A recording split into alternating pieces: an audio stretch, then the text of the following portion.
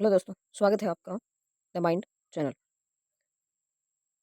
आज हम रीट 2022 में जो आयोजित हुई थी, यानी प्री रीट जो 2022 में आयोजित हुई थी, उसका सामाजिक विज्ञान यानी एसएसटी के पेपर का सॉल्यूशन करेंगे।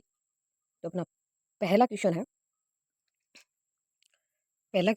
अपना क्वेश्चन है, एक राजा अवंतीपुत्र और बुद्ध के अनुयायी कंचन के बीच संवाद कौन से ग्रंथ में है? ऑप्शन नंबर ए दीर्घ निकाय, ऑप्शन नंबर बी खुद्दक निकाय, ऑप्शन नंबर सी मंजिम निकाय, ऑप्शन नंबर डी अंगुत्तर निकाय। तो अपना सही आंसर माना गया है ऑफिशियल आंसर की के अनुसार, जो कि सी है मंजिम निकाय। ये सी राइट है, इसमें सी राइट है, मंजिम निकाय। मंजिम निकाय है इसका ऑप्शन सही। इसका सही आंसर है मंजिम निकाय, जो कि एनसीईआरटी जो कि एनसीईआरटी एनसीईआरटी में एनसीईआरटी की 12th इतिहास किताब के अंदर एक बॉक्स में इसका पूरी की पूरी कहानी दी हुई है। दोनों के बीच संवाद है, अवंतीपुत्र और कंचन के बीच, और सही आंसर माना गया है फाइनल आंसर की के अनुसार मंजिम निकाय। अगला क्वेश्चन है अगला क्वेश्चन है वो कौन से अगला क्वेश्चन है कौन से बौद्ध ग्रंथ में बुद्ध संघ और मठों में रहने वाले लोगों के लिए नियमों का संग्रह है? यानी कौन सा बौद्ध ग्रंथ है जिसमें जो भिक्षु और भिक्षुणियां संघों में रहते थे या मठों में रहते थे, इसमें उनके लिए जो नियम थे वो कौन से ग्रंथ में उल्लेख है?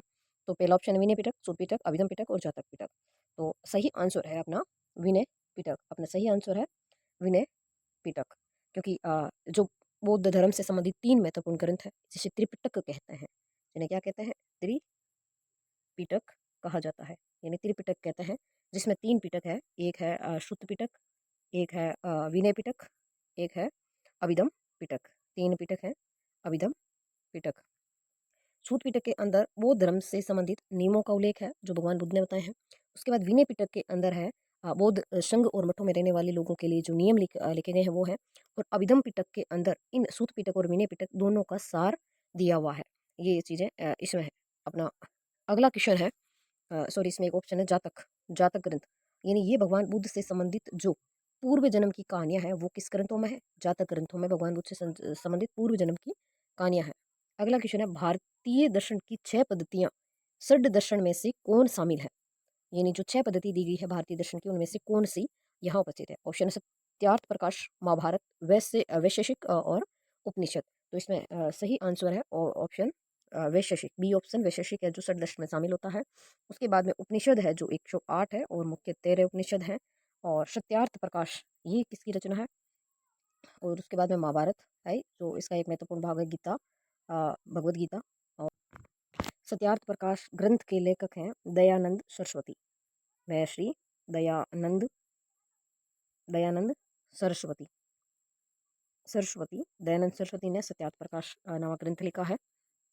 अगला क्वेश्चन है इससे संबंधित, पश्चिमी एशिया के यूनानी शासक सेल्यूकस निकेटर के राजदूत के रूप में मौर्य काल में भारत कौन आया था? ऑप्शन नंबर ए है इसमें, ऑप्शन नंबर ए पायान, स्वेन संग, इत्सिंग और मैक्सतनीज। यानी जो निकेटर के को राजदूत है और मौर्य काल में भारत आया, यानी चंद्रगुप्त मौर्य के समय आए थे। मैक्सतनीज चंद्रगुप्त मौर्य और सेल्यूकस निकेटर के बीच 305 ईस्वी पूर्व एक युद्ध होता है। 305 ईस्वी पूर्व में युद्ध होता है। इस युद्ध में चंद्रगुप्त मौर्य 3 महत्वपूर्ण शर्तें सामने रखते हैं कि जो एक तो दार्शनिक भेजना है, और सेल्यूकस निकेटर की पुत्री हेलेना से विवाह होता है। और इसके बदले में चंद्रगुप्त मौर्य सेल्यूकस निकेटर को 500 हाथी देते हैं उपहार में। और मैक्सनीज और चंद्रगुप्त मौर्य के काल में आता है। वैनशांग आते हैं हर्षवर्धन के काल में, हर्षवर्धन के काल में आता है। और फाहायान आता है, गुप्त वंश के शासक है चंद्रगुप्त चंद्रगुप्त सेकंड के काल में आता है फायान। ठीक है, इससे अगला क्वेश्चन है अपना, अरिकामेडु के विषय में पूर्ण सत्य कथन बताइए। अरिकामेडु एक है दक्षिणी भारत में एक प्रक्रिया है, तो वो क्या है? अरिकामेडु। ये क्वेश्चन एनसीईआरटी, ये पूरा का पूरा पेपर है जो एनसीईआरटी से उठाया गया। सारे के सारे क्वेश्चन एनसीईआरटी कक्षा 6 से लेकर 12 के बीच में जो कि सारी किताबें हैं, सारी किताबों में एनसीईआरटी में ये सारे क्वेश्चन दे रखे हैं। अरिकामेडु वाला है ये पुडुचेरी में स्थित था। अरिकामेडो महत्वपूर्ण पतन था। यहाँ एम्फोरा जैसे पात्र मिले हैं। यहाँ पर यूनानी साम्राज्य से संबंधित वस्तुएं मिली हैं। यहाँ के राजा चेरवंशी थे। इसका सही ऑप्शन है ए। इसका सही ऑप्शन है अपना अ, ए। ये पुडुचेरी में स्थित है। ये अरिकामेडू महत्वपूर्ण पतन था, बंदरगाह था। और यहाँ एम्फोरा जैसे पात्र मिले हैं। एम्फोरा ऐसे पात्र यूनान से मिले हैं, यानी रोम साम्राज्य से हमें यूनान से मिले हैं, रोम साम्राज्य से, रोम से मिले हैं, जिसने अंग्रेजी शराब को बड़े बड़े कंटेनरों में भरकर विदेशों में ले जाया जाता करता था। उन पात्रों को एम्फोरा कहते हैं। और ये हमें मिले हैं अरिका मेडू, जो कि केरल में स्थित है, और एक पत्तन का नाम है अरिका मेडू। अगला क्वेश्चन है अपना अ, चीनी यात्री। ये वापस क्वेश्चन रिपीट हो गया है, ऊपर ऑप्शन में था और यहाँ मेन क्वेश्चन बन गया है। चीनी यात्री स्वेन सांग किस राजा के दरबार में भारत आए थे? यानी चीनी यात्री है और बौद्ध बौद्ध धर्म को पढ़ने के लिए यहाँ भारत की यात्रा पर आए थे वेनसांग। और ये आए हर्षवर्धन के काल, यानी वर्धन वंश में हर्षवर्धन के काल में आते हैं। और इन्होंने वेनसांग ने बड़ी कन्नौज धर्म सभा की अध्यक्षता की थी इन्होंने, वेनसांग ने। और बौद्ध धर्म से संबंधित जितने ग्रंथ थे उनको ये विक्रमशिला विश्वविद्यालय से उठा कर ले गए थे चोरी करके। और अगला क्वेश्चन पढ़ते हैं। कौन से नाटक में गुप्त काल में एक गरीब मछुआरे के साथ राजकर्मियों के दुर्व्यवहार की बात की गई है? यानी ऐसा कौन सा ग्रंथ है जिसमें कर्मचारियों के साथ दुर्व्यवहार की बात हुई है? तो ऑप्शन है हर्षचरित्र, अभिज्ञान शकुंतलम, रुद्रमुद्रा राक्षस और मृच्छकटिकम। इसका सही आंसर है अभिज्ञान शकुंतलम। अभिज्ञान शकुंतलम में एक गरीब मछुआरे के साथ राजकर्मियों के दुर्व्यवहार की बात हुई है। और इसका अभिज्ञान शकुंतलम के लेखक है कालिदास जी। अभिज्ञान शकुंतलम के लेखक कौन है?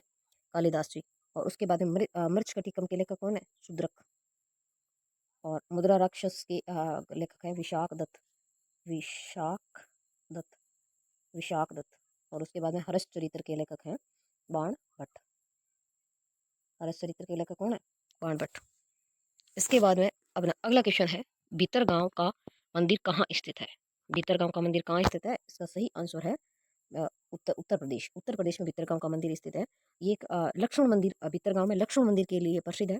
और ये गुप्त काल में सबसे पहले ईंटों से निर्मित मंदिर यहाँ का प्रसिद्ध है, गुप्त काल का।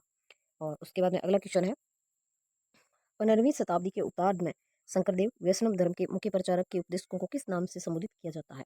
यानी 15वीं शताब्दी के उत्तरार्ध में, यानी 15वीं शताब्दी के अंतिम दिनों में शंकरदेव जो वैष्णव धर्म के मुख्य प्रचारक थे, उपदेशों को किस नाम से जाना जाता है? वल्लभ धर्म, गुरु संदेश, कृष्ण धर्म, भगवती धर्म। इसका सही आंसर है भगवती धर्म नाम से जानते हैं। अगला क्वेश्चन है, मुगल काल में खुद कास्त और पाई कास्त क्या थे? खुद कास्त और पाई कास्त क्या थे मुगल काल में? राजस्व के प्रकार थे, फसलों के प्रकार थे, प्रशासन के प्रकार थे, किसानों के प्रकार थे।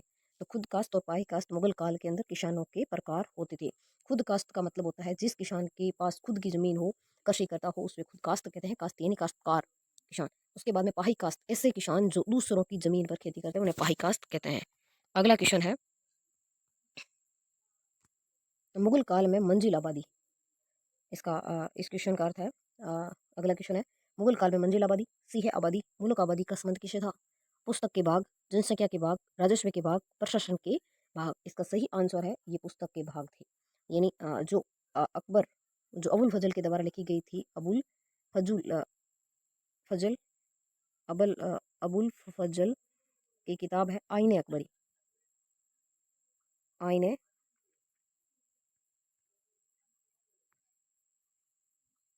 आईने अकबरी। आईने अकबरी जो अबुल फजल ने लिखी थी, इसके 5 भाग हैं। अबुल फजल ने इसके 5 भाग में बांटा गया था आईने अकबरी को। इनमें से इसके 3 भाग हैं, मंजिल आबादी, सिपे आबादी और मुल्क आबादी के नाम से जानी गई है ये। और ये मुगल पुस्तक के भाग हैं। अगला क्वेश्चन है, स्त्री तुलना नाम से किस किताब सॉरी अगला क्वेश्चन है, स्त्री पुरुष तुलना नाम से किताब किसने प्रकाशित करवाई? यह क्वेश्चन है। आंसर, इसका सही आंसर है ताराबाई शिंदे। इसका सही आंसर क्या है? ताराबाई शिंदे। ताराबाई शिंदे इसका सही आंसर है। यह जो उत्तर है ये एनसीईआरटी की कक्षा 8 से आया है। एनसीईआरटी से सारे क्वेश्चन एनसीईआरटी से उठाए गए हैं। बहुत अच्छा पेपर बनाया गया है 2022 वाला। और उसके बाद में महाराष्ट्र के अगला क्वेश्चन है महाराष्ट्र के सतारा में अगला क्वेश्चन है, महाराष्ट्र के सतारा में समानांतर सरकार की स्थापना कब की गई थी? भारत छोड़ो आंदोलन के बाद सरकार के द्वारा समानांतर सरकारें स्थापित की गई थी। जो पहली समानांतर सरकार है वो कब स्थापित की गई थी? सतारा, महाराष्ट्र में।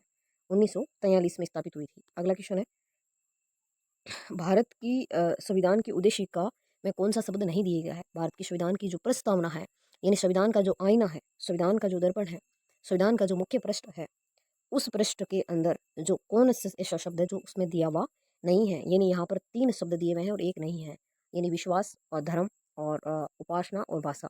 तो इसमें भाषा अंश सही है कि भाषा जैसा शब्द प्रस्तावना में लिखा हुआ नहीं है। 5 प्रकार की तो प्रस्तावना में 5 प्रकार की स्वतंत्रताएं दी गई हैं, 3 प्रकार का न्याय दिया गया है। तो ये चीज़ें मोस्ट है। प्रस्तावना को हर व्यक्ति को याद होना चाहिए, हर विद्यार्थी को प्रस्तावना याद करनी चाहिए। भारत अगला क्वेश्चन है, भारत में पत्र विक्रेता यानी जीविका संरक्षण पत्र विक्रय विनिमय अधिनियम कब लागू हुआ था? 2010, 2011, 2013, 2014। तो ये अधिनियम कब लागू हुआ था? पत्र विक्रेता 2014 के अंदर। अगला क्वेश्चन है, भारत में अवशिष्ट शक्तियों का सिद्धांत का प्रावधान किस देश से लिया गया है? ब्रिटिश संविधान से, अमेरिका के संविधान से, फ्रांस के संविधान से और कनाडा के संविधान के। भारतीय संविधान को उदार का थैला कहते हैं। भारतीय संविधान को उदार का थैला कहा गया है क्योंकि भारत के संविधान में दूसरे देशों से जो अच्छी चीज़ें हैं वो ग्रहण की गई है, जो की गई हैं। तो अवशिष्ट शक्तियों का सिद्धांत है वो किस देश से हमने लिया है? इसका सही आंसर है कनाडा के संविधान से। अगला क्वेश्चन है, भारत में राष्ट्रपति फखरुद्दीन अली अहमद की मृत्यु के बाद कार्यवाहक राष्ट्रपति किसको बनाया गया था? यानी फखरुद्दीन अली मोहम्मद की जो मृत्यु के बाद है भारत के कार्यवाहक राष्ट्रपति कौन बने थे? बी.डी. जति, वी.वी. गिरी, एन.एस. रेड्डी, जेल सिंह। तो इसका सही आंसर है बी.डी. जति। बी.डी. जति है जो इसके फखरुद्दीन अली अहमद की मृत्यु के बाद बनते हैं। अगला क्वेश्चन है, किन 2 राज्यों को लोकसभा निर्वाचन क्षेत्रों की संख्या समान है? ऐसे कौन से 2 राज्यों का जोड़ा है जो लोकसभा निर्वाचन क्षेत्रों की संख्या समान है? इसका सही आंसर है आंध्र प्रदेश और अ, राजस्थान। राजस्थान और आंध्र प्रदेश के निर्वाचन क्षेत्रों की संख्या समान है।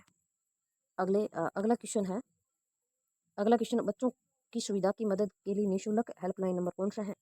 ऑप्शन ए है 1095, 1096, 1097, 1098।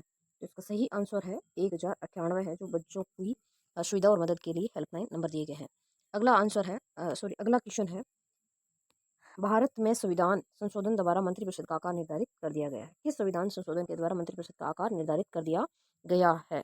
यानी मंत्रिपरिषद में 12 से कम सदस्य नहीं हो सकते और 13 और 30 से ज़्यादा इसमें मंत्रिपरिषद में सदस्य नहीं हो सकते हैं। मंत्रिपरिषद की एक सीमा है, जो एक आकार है, वो निर्धारित कर दिया गया था 91वें संविधान संशोधन के द्वारा।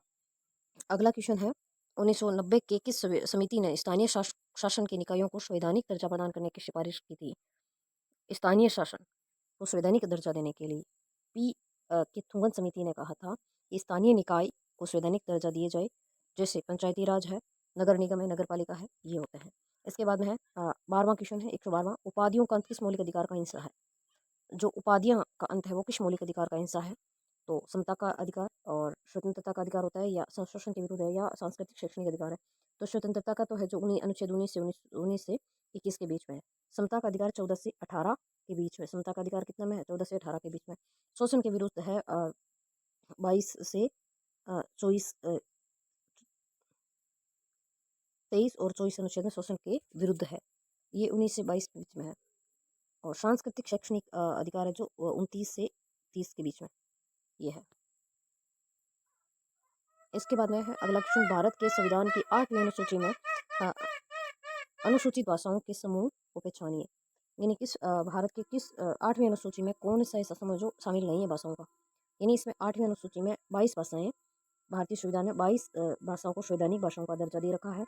और 8वीं अनुसूची में शुरू में भारत में 14 भाषाओं को दे रखा था, उसके बाद में संविधान संशोधन करके 22 भाषाएं जोड़ दी गई हैं और वर्तमान में 22 भाषाएं संवैधानिक दर्जा दे रखा है। तो बंगाल अंग्रेजी संस्कृत, अंग्रेजी हिंदी संस्कृत, संताली हिंदी संस्कृत, गुजराती मराठी। तो ऑप्शन से सही कट रहा है कि अंग्रेजी तो हो ही नहीं सकती, अंग्रेजी किसी में है तो वो गलत हो गया। सीधा आंसर है सी, संताली हिंदी संस्कृत। अगला है क्वेश्चन, ग्लोब पर वह व्रत जो दिन और एवं रात को विभाजित करता है ये कहलाता है? इसका सही आंसर है जो प्रदीप्ति व्रत। यानी ऐसा ग्लोब पर व्रत बनाना जो दिन और रात को विभाजित करता है वो प्रदीप्ति व्रत कहलाता है। बहुत मोस्ट है ये। कक्षा 6 में एनसीईआरटी में एनसीईआरटी के अंदर दिया हुआ है, कक्षा 6 में दिया हुआ है। यानी ये प्रदीप्ति व्रत है। इसके अंदर इधर जो रात होगी और इधर होगा दिन, तो ये जो बीच वाली रेखा है ये व्रत बनाती है। ये बीच वाली रेखा है जो ये एक व्रत बनाती है, तो इसको कहते हैं कि ऐसा कौन सा व्रत है जो प्रदीप्ति दिनों रात बनाता, प्रदीप्ति व्रत कहलाता है। उसके बाद में है अगला क्वेश्चन, अवरोही पवनें प्रवाहित होती हैं। अवरोही पवनें प्रवाहित होती हैं घाटी से पर्वत की तरफ, पर्वत से घाटी की तरफ, और समुद्र से स्थल की ओर, स्थल से समुद्र की ओर। अवरोही यानी घटना, ये चढ़ती है पर्वत से घाटी की ओर। अवरोही पवनें हमेशा पर्वत से घाटी की ओर चलती है।